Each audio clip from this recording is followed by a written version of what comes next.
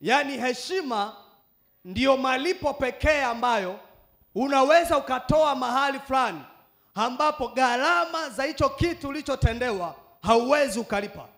Na ndio maana Biblia inatukumbusha pia juu ya kuheshimu wazazi, kwa sababu hatuwezi kuwalipa hata kama ungefanywa hesabu. Okay, kwa sababu hesabu zinaweza kufanyika. Thamani ya pesa iliyotumika haifananishwi na thamani ya malezi na gharama ambazo wazazi waliingia. Hata kama ingefanyika hesabu ya gharama ya lita za maziwa ambazo ulinyonya kutoka kwa mzazi wako, ya kwamba bwana mimi niambie mzazi wangu, mimi nilinyonya lita ngapi za maziwa tumalizane hapa.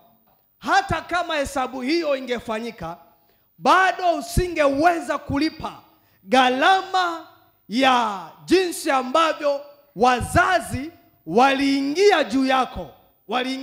Kuna vurugu, kuna mateso, kuna adha ambayo wazazi wao wanapitia, hauwezi ukalipa.